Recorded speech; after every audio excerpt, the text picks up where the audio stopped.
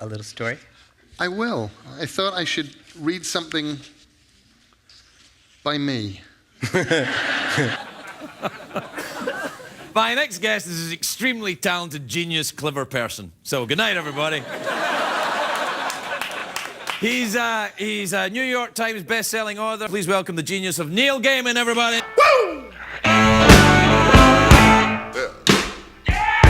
Ladies and gentlemen, my own personal rock star, Neil Gaiman.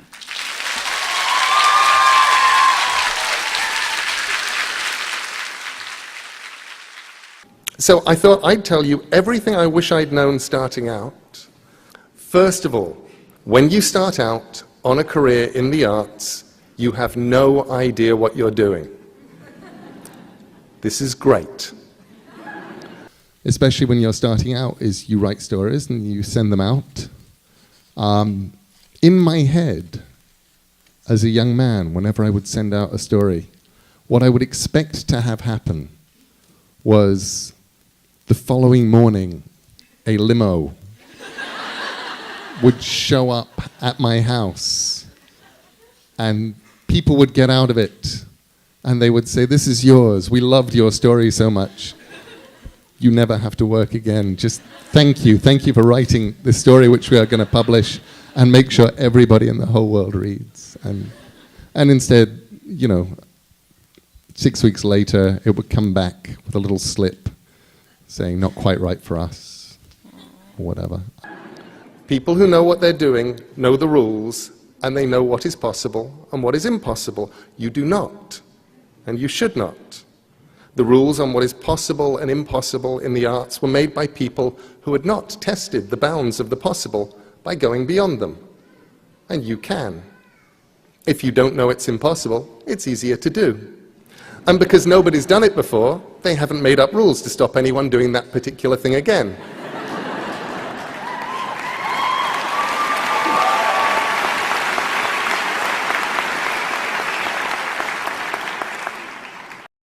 I get puzzled and lost when people start asking me questions about what they should be writing for the market or whatever. There is no market. There's nobody in the whole world of marketing ever would have woken up one day and said, "A series of unfortunate events is exactly what the world needs." Yes. What made me happy was, when I did the first signings for Sandman,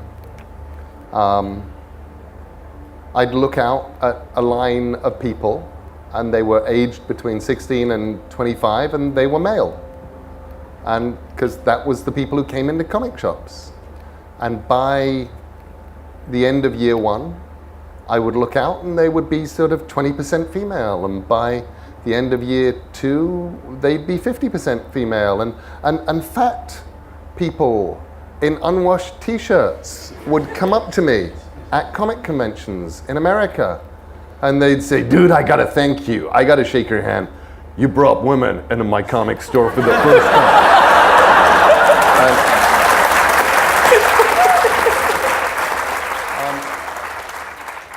Just an inquiry, I'm wondering where, if you're feeling particularly at a creative low point, where you get your inspiration from to come up with such amazing tales and amazing subject matter to write your stories about? What you've actually done there is ask the question that must not be asked of writers. You've rephrased it ever so slightly, but what you've fundamentally done is say, where do you get your ideas? And writers are awful to people who ask us where we get their ideas. We get mean. We don't just get mean, we get mean in a writery way, which means we'll make fun of you. And the reason we do that is because we don't really know.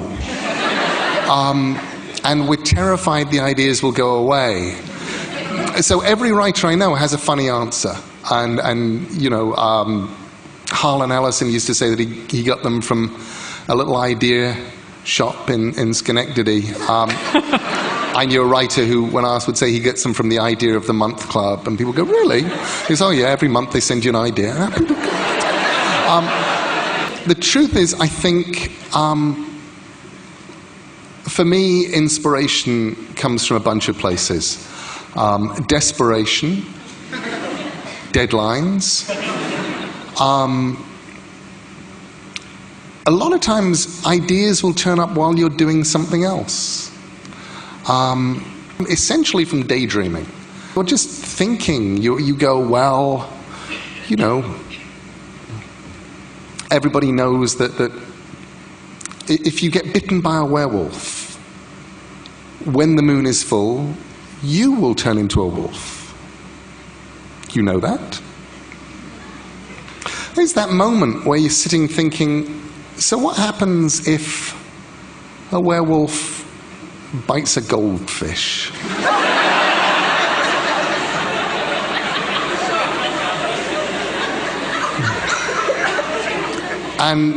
Or that moment where you start thinking, well, actually, what happens if a werewolf sinks its fangs into a chair?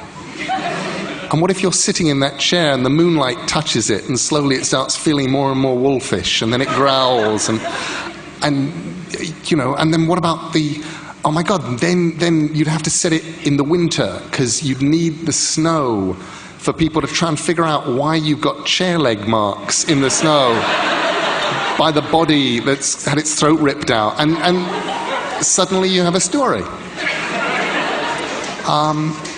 So a lot of it is daydreaming. I always feel I'm in some ways disappointing people when they ask where do you get your inspiration, because what they really always want is the answer.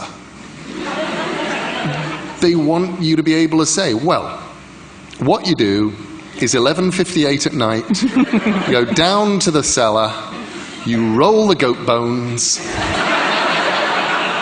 there'll be a banging on the door, it will open, this thing will fly in, it will explode, you'll have something like a chocolate, you eat it, you have an idea. And I don't know how you get things out of your head and to an artist. How does that work? He grabbed my notebook and he wrote me, right, what you do, Neil, is page 1, panel 1, and you put down everything you can think of.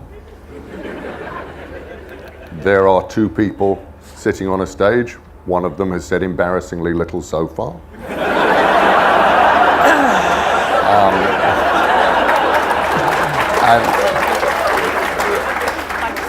And then you put, you know, if you want somebody to say something, you have them say something like, that's very interesting, and you can put a thinks, will he never shut up?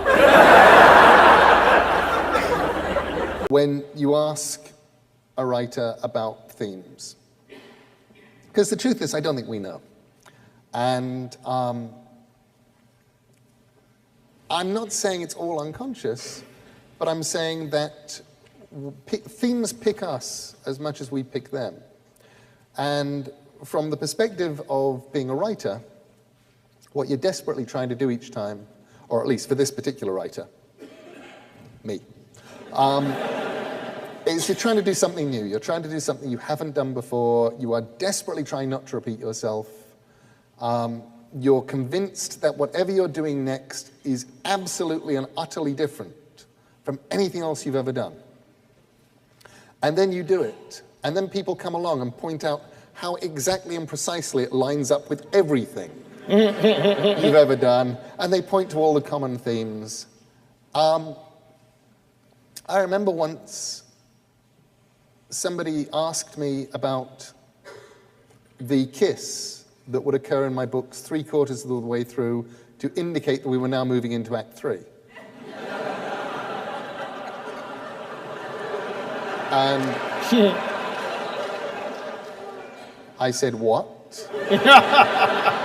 And they said, well, you must be conscious. You do it every time. I said, what? It's always a kiss, rarely sexual. It's sort of a not sexual kiss. And I'm going, well, that's, okay, well, I'll make sure I don't do that ever again. And then What I love, though, is, and I firmly believed that when I wrote it, and I firmly believe it now, but what I love is people who've been coming up to me and saying, But that's not true. There are all of these themes that you can see running through the whole thing, and they run through everything in there. And, you know, you must have known that when you were putting it together. And I'm sort of going, well, really, as far as I was concerned, the theme was, what have I written since 2007? When my last... Exactly. I always mean to write sequels. People say, why don't you write sequels? Neil Gaiman does not write sequels. And I go, well, actually, it's not like I'm standing up going, I shall never write a sequel. There are sequels I'd love to write. But I'm much more likely to go, oh, shiny.